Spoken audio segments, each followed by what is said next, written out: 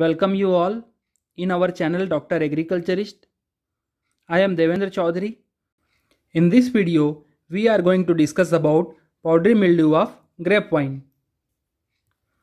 This is for the course Diseases of Field and Horticultural Crop and Their Management 2.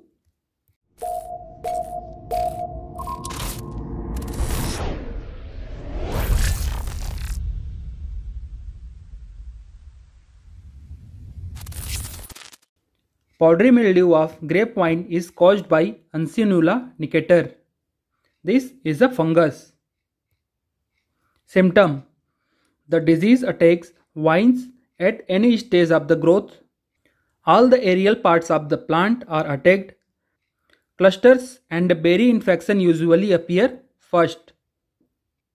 Powdery growth is visible on older berries and the infection results in the cracking of the skin of the berries.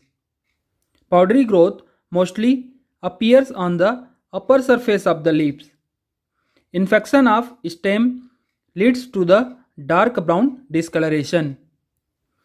Floral infection results in the shredding of the flowers and poor fruit set. Early berry infection results in shredding of affected berries. ये है इनके symptoms. Powdery mildew के symptoms सभी aerial parts में आता है, जैसे कि लीव्स, टेंड्रिल, स्टेम्स, बेरीज, जितने भी एरियल पार्ट्स हैं सब में आते हैं. और इसका सिम्टम कैसे दिखाई देता है? वाइट कलर का पाउडर जैसा स्ट्रक्चर प्लांट के सरफेस में दिखाई देता है. अगर ये बेरी में आता है तो बेरीज में क्रैकिंग होती है. अगर ये स्टेम में आता है तो ब्राउन कलर का डिस्कलरेशन दिखाई देता है. यहाँ पर आप अच्छे से देख सकते हैं, ये जो ब्राउन कलर के डिस्कलरेशन है ये पाउडरी मिल्ड्यू के कारण हुआ है.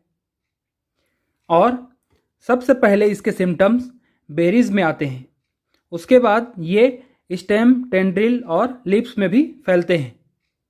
अगर इनका इन्फेक्शन फ्लावर्स में होता है तो फ्रूट सेट कम हो जाता है, मतलब इन्फेक्टेड फ्रूट्स में फल की मात्रा कम हो जाती है. पत्तों में इन्फेक्शन होने से वो समय से पहले मर जाते हैं और गिर जाते हैं. तो ये था पाउडरी मिल्ड्यू का symptom. Etiology: uncinula necator belong to sub division ascomycotina. और कौन सा क्लास? पायरेनोमाइसिट्स. सो जितने भी पाउडरी मिल्ड्यू फंगस हैं वो एस्कोमाइकोटिना को बिलोंग करते हैं और पायरेनोमाइसिट्स क्लास को. इनके माइसीलियम सेप्टेट होते हैं, ब्रांच्ड होते हैं और हाइलाइन होते हैं. और इसमें कोनिडिया बनता है, और ये कोनिडिया किसी भी टाइप के फ्रूटिंग बॉडी में नहीं बनता, बल्कि ये नेकेड बनते हैं. कोनिडियोफोर: जिस स्ट्रक्चर में कोनिडिया बनता है उसे कोनिडियोफोर कहते हैं.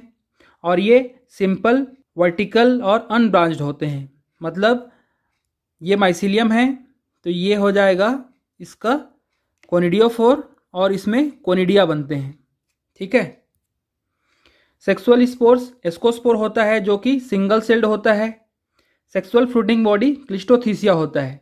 यह एक तरह का क्लोज्ड फ्रूटिंग बॉडी है.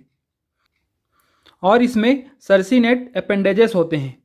इसमें कुछ स्ट्रक्चर प्रेजेंट होते हैं जो कि सर्सिनेट होते हैं, ऐसे बढ़ते हैं और जो उनका टिप है वो हुक लाइक स्ट्रक्चर में कन्वर्ट हो जाता है. इसी को कहते हैं सर्सिनेट अपेंडेजेस. ये देखिए, ये है क्लिस्टोथीसिया और इसमें सर्सिनेट अपेंडेजेस प्रेजेंट हैं. और ये है माइसीलियम, ये है कोनिडियोफोर. कोनिडियोफोर सिंपल होता है, अनब्रांच्ड होता है और इसमें कोनिडिया बनता है. इनके जो कोनिडिया हैं वो सूडोचेन बनाते हैं, और थोड़ा सा भी हवा आएगा तो ये कोनिडिया हवा के साथ उड़ जाते हैं. जैसे ये है प्लांट सरफेस, तो ये प्लांट सरफेस के ऊपर में बनते हैं. ये है कोनिडियोफोर और ये जो चमकीले स्ट्रक्चर दिखाई दे रहे हैं ये है conidia. Disease cycle: primary infection through dormant mycelium and conidia present in the infected shoots and bud. जो अगले सीजन में डिजीज करेंगे या डिजीज को किसी न्यू एरिया में ले जाएंगे वो कौन होते हैं? माइसीलियम और कोनिडिया, जो कि इन्फेक्टेड सूट्स में या बर्ड्स में प्रेजेंट होते हैं।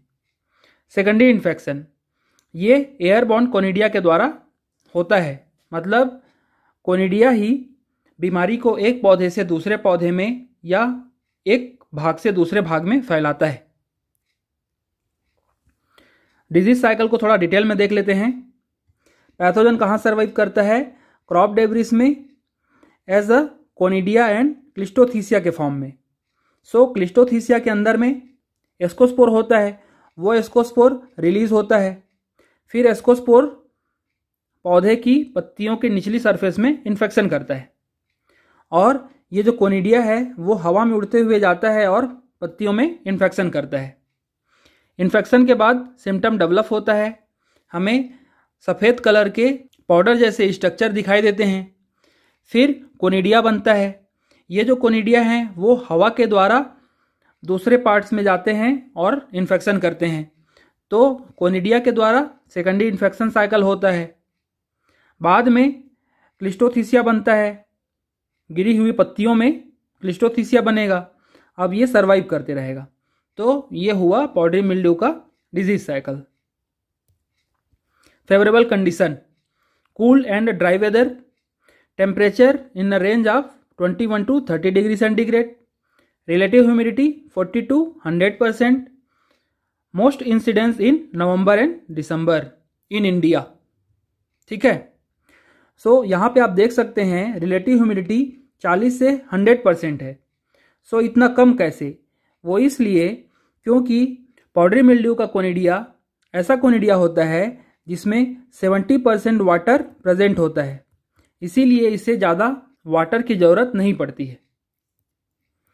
Management, we should adopt integrated disease management practice like clean cultivation of vines और removal and destruction of diseased part. Orchard में जो भी डिजीज्ड पार्ट है या इन्फेक्टेड प्लांट पार्ट है उसे रिमूव कर देना चाहिए। हमें हमेशा रेजिस्टेंट वैरायटी ही लगाना चाहिए, जैसे कि black prince, sultana red, skiba red and skiba white. Spray neem seed kernel extract 5% और neem oil 3% twice at 10 days interval. So 10 दिन के अंतराल में हमें नीम ऑयल या फिर नीम सीड कर्नल एक्सट्रैक्ट को स्प्रे करना चाहिए। Spray eucalyptus leaf extract 10%। Spray carbendazim और वेटेबल सल्फर और प्रोपिकोनाजोल और karathane at initiation of the disease and 10 days later. So chemical भी अगर हम स्प्रे कर रहे हैं तो 2 बार करेंगे 10 दिन के अंतराल में। या फिर अगर डिजीज़ बहुत ज़्यादा मात्रा में आती है और हम ये चाहते हैं कि बीमारी आए ही ना, तो उसके लिए क्या करना है? हमें एक स्प्रे शेड्यूल अपनाना चाहिए। इसमें 3 स्प्रे होते हैं। पहला स्प्रे जब सूट्स 3 से 4 इंच के हाइट के होते हैं तब करना चाहिए।